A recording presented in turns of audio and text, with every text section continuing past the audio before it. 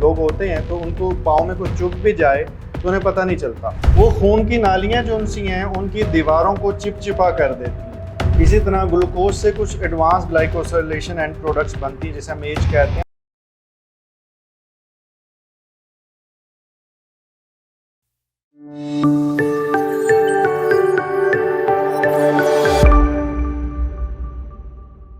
Sugar की वजह से हार्ट अटैक भी आ सकता है। और क्या आप ये जानते हैं कि दुनिया में heart attack leading cause of death है, यानी कि अगर दिल की बीमारी को जाना जाए तो ये दुनिया में नंबर 1 कॉज है किसी की मौत होने की। और शुगर दुनिया में सबसे कॉमन वजह है हार्ट का प्रॉब्लम होने की। तो अगर मौत की वजह दिल है तो दिल की खराबी की सबसे अहम वजह शुगर है।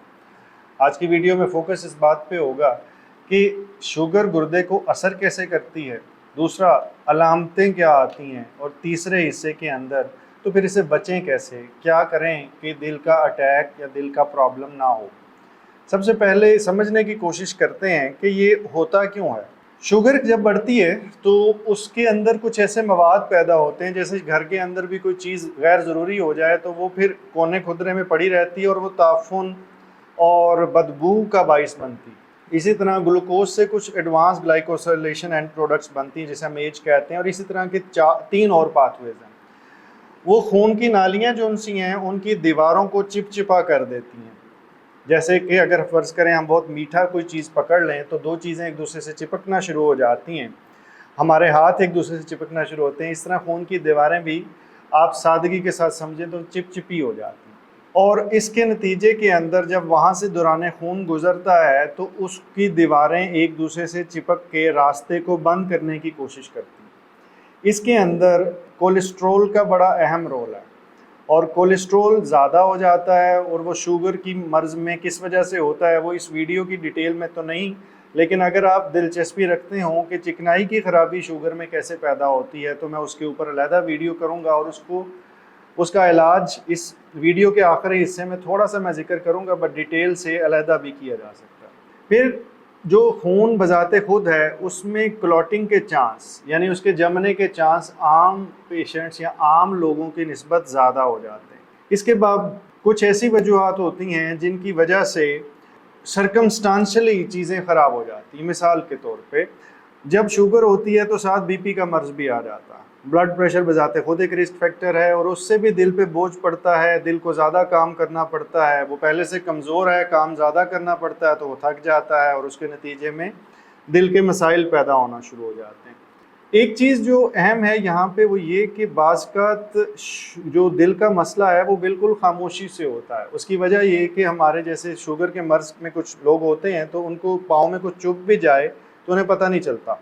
उसकी वजह यह है कि वो जो सिग्नल लेके यहाँ से नर्व ने दिमाग तक जाना था वो करंट ही नहीं जा रहा। बाज़ वो देखते हैं तो जूती भी पाँव से उतर जाती है, कोई चीज़ लगी होती है जब देखते हैं तब पता चलता है लगी हुई है, उससे पहले कोई पेन नहीं होती। इसी तरह बाज़ लोगों को दिल का मर्ज़ होता है लेकिन कोई पेन का एहसास पैदा नहीं होता, और इसको हम न्यूरोपैथी कहते हैं। और ये भी दिल के मर्ज़ के आगे जाने में ज़्यादा रोल प्ले करती है। अगर आपको दिल का मर्ज़ और शुरू में ही दर्द हो जाए तो आप डॉक्टर के पास जाएंगे, लेकिन अगर आपको तकलीफ़ ही नहीं हो रही तो यूजुअली आप डॉक्टर के पास नहीं जाएंगे, और उसके नतीजे में जब मर्ज़ की तशख़ीस होगी तो वो बढ़ चुका होगा। इसके बाद अब सिम्टम्स की बात कर लेते हैं कि अलामतें क्या आती हैं अगर दिल का मसला हो और शुगर का मसला भी साथ हो। दिल का मसला अगर आपको हो चुका है तो पहला चांस ये है कि अगर शुगर बहुत पुरानी नहीं है तो आपको सीने में दर्द होगी।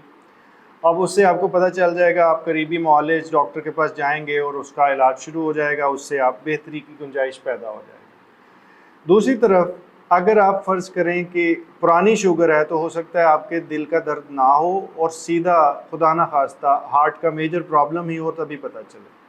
दूसरा, लोगों से समझते हैं कि सीने का दर्द सिर्फ यहाँ पे होता है, बाज़ ये जॉ में जबड़े में दर्द होता है, बाज़ इधर कुछ नहीं होता, बाजू में होता है, और बाज़ ना इधर ना इधर ना इधर, सिर्फ मुसलसल दिल ख़राब हो रहा होता है, उल्टी की कैफियत होती है, ठंडे पसीने आते हैं और सांस की दुश्वारी पैदा हो जाती है। अगर इनमें से कोई भी चीज़ है वो अनएक्सप्लेन्ड है और आपका डॉक्टर उसकी तशख़ीस नहीं कर रहा तो बराए मेहरबानी अपने मुआलिज से کارڈیالوجی کی اسیسمنٹ کر لیں، کم از کم ECG ضرور کروا لیں، لیکن ECG بھی بعض اوقات مکمل سچ نہیں بولتی اور دل کے تمام امراض ECG میں نہیں آ سکتے. سو پراپر اسیسمنٹ جو سی آپ کی کارڈیالوجسٹ سے ہونی چاہیے اگر آپ کو اس کے اندر کوئی شک موجود ہو. کچھ لوگوں کو بہت تھکاوٹ کا بھی مسئلہ ہوتا ہے اور وہ بھی دل کا مرض کا ایک علامت ہو سکتی ہے.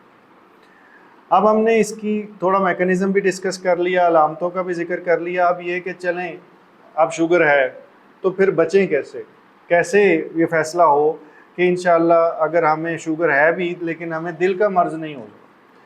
پہلی چیز شوگر کنٹرول کرنا ضروری ہے. اگر آپ کی شوگر بہت اچھی کنٹرول ہے تو پھر آپ کبھی امکان ہے کہ آپ محفوظ رہیں گے. دوسری چیز اپنا کولیسٹرول کو کنٹرول رکھیں. اگر آپ کی عمر 40 سال سے زیادہ ہے تو پھر میرا ذاتی رائے نہیں انڈیکیشن ہے کہ 40 سال کے بعد پھر آپ کو کولیسٹرول کے کنٹرول کی دوائی اور خون پتلا کرنے والی دوائی لینی چاہیے. کون سی، کتنی، ابھی شروع کرنی ہے یا بعد میں، یہ آپ کا فزیشین فیصلہ کرے گا. کچھ ایسے معاملات ہوتے ہیں جس کے اندر یہ دوائیاں اکٹھی شروع نہیں کرنی ہوتی ہیں، فل ڈوز پہ نہیں کرنی ہوتی. یہ فیصلہ بھی آپ کا معالج کرے گا، آپ نہیں کر سکتے. اس کے بعد سموکنگ جو سی ہے اس کو روک دیں. اگر آپ سموکنگ کرتے ہیں اور آپ کو شوگر کا اور یہ باقی مسائل بھی ہیں پھر یہ خطرناک کمبینیشن ہے اور اس صورت کے اندر خرابی کی گنجائش کافی زیادہ پیدا ہو سکتی. اس کے ساتھ لائف سٹائل موڈیفائی کرنا بڑا ضروری ہے. ایکسرسائز کرنا بہت ضروری ہے. اگر آپ ایکسرسائز کریں گے، اپنے وزن کو کنٹرول میں رکھیں گے، اضافی شوگر کنٹرول ہو جائے گی. شوگر کے کنٹرول میں بھی ہیلپ ملے گا، کولیسٹرول کے کنٹرول میں بھی ہیلپ ملے گا، اور ساتھ ساتھ آپ کو دل کے امراض جو ان سے ہیں وہ بھی تنگ نہیں کریں گے. آخری چیز جو ان سی ہے اس کا تعلق اسی لائف سٹائل سے ہے، لیکن وہ ہے نیند کا پورا کرنا، اور اسی کے ساتھ نتی ہے سٹریس کو اوائڈ کرنا. نیند کو پورا کرنا ضروری ہے اور دس از سم تھنگ جس کو آپ فوکس کر سکتے ہیں، ٹارگیٹڈ ہے. یہ ایبسٹریکٹ ٹرم ہے کہ سٹریس کو کم رکھیں. بہت سارے سوال کے لوگ کرتے ہیں کہ وہ کیسے کم رکھیں. اس سوال کا آسان جواب نہیں ہے، لیکن اس کا طریقہ کار جو ان سا ہے وہ یہ ہے کہ دنیا تو شاید ہم نہیں بدل سکتے، ہم اپنے بیرونی جو کیفیات ہیں وہ تو نہیں بدل سکتے، لیکن اندر کی کیفیت پھر بھی بدلی جا سکتی ہے. اس کے لیے میڈیٹیشن، مراقبے کا سہارا لیجئے. اس کے بارے میں بھی میں ویڈیوز بنا چکا ہوں، اگر آپ کو انٹرسٹ ہوگا تو میں وہ بھی طریقہ کار بتا دوں گا کہ جو بھی بیرونی دنیا میں چل رہا ہے وہ ہماری آخری سانس تک کچھ نہ کچھ پرابلمز چلنی ہیں. کچھ اچھی چیزیں ہوں گی، کچھ بری، لیکن ہمارے اندر کا موسم سٹیبل رہے. اس کے لیے میڈیٹیشن ایک بہترین ایکسرسائز یا مراقبہ اسے اردو میں کہتے ہیں. اللہ تعالیٰ آپ کو مکمل زندگی دے اور دوسروں کی زندگی مکمل کرنے کا شرف عطا کرے.